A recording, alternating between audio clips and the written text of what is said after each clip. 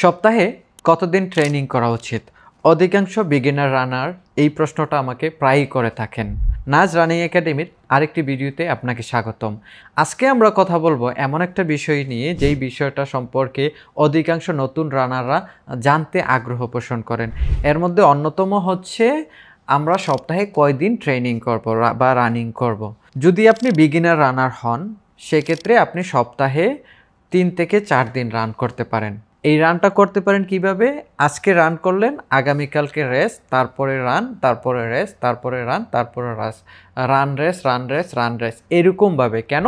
কারণ হচ্ছে আপনি যখন প্রথম দিন রান করবেন তখন আপনার মাসেলগুলি ফ্যাটিক হবে, তারপরের দিন যদি রেস্ট নেন এটা রিকাভার হয়ে ওভার কম্পেনসেশনের মাধ্যমে আপনার একটা ইমপ্রুভমেন্ট হবে। তারপরে আবার পরের দিন যখন রান করবেন এরপরে ফ্যাটিক হয়ে রিকাভার হয়ে ওভার কম্পেনসেশন হয়ে একটা ইমপ্রুভমেন্টে যাবে। এই সাইকেলটা যদি প্রগ্রেসিভলি কন্টিনিউ হইতে থাকে তাহলে আপনার এন্ডুরেন্স স্লোলি বিল্ড আপ করবে। আর যারা একটু অ্যাডভান্স রানার অথবা এলিট রানার তাদের ক্ষেত্রে কি? অ্যাডভান্স রানারদের ক্ষেত্রে 5 থেকে 6 দিন ট্রেনিং করা দরকার সপ্তাহে, তাহলে ওনারা পোডিয়াম উইনের জন্য প্রগ্রেস করতে পারবেন, নেক্সট লেভেলে যাইতে পারবেন।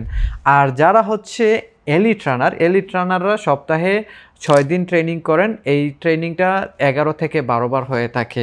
যেমন কেনিয়ান টপ রানার যারা আছে তারা কিন্তু সপ্তাহে ক্লকিং করে 180 কিলোমিটার থেকে 200 কিলোমিটার। তাহলে দৈনিক যদি একবার রান করে তাদের এই কিলোমিটার অর্জন করা সম্ভব না, সেই কারণে ওনারা দৈনিক 2 বার ট্রেনিং করেন। তাহলে আমরা বুঝতে পারলাম যারা বিগিনার রানার আছেন তারা রান করবেন হচ্ছে সপ্তাহে 3 থেকে 4 দিন, আর যারা একটু ইন্টারমিডিয়েট রানার আছেন তারা রান করবেন সপ্তাহে 5 থেকে 6 দিন, আর যারা এলিট রানার আছেন তারা রান করবেন সপ্তাহে 6 দিন, কিন্তু এটা হবে টাইম টুয়াইস, 6 থেকে অ্যাবাউট 12 বারের মতো। তাহলে এই ট্রেনিংগুলি করলে হচ্ছে তারা যে কম্পিটিটিভ লেভেলে টিকে থাকতে পারবে। তাহলে আশা করি এই ভিডিওটা যদিও একটু বড় হয়ে গেছে, তারপর আমি মনে করি যে এই ইনফরমেশনগুলি আপনাদের জন্য খুবই গুরুত্ব বহন করবে। ধন্যবাদ।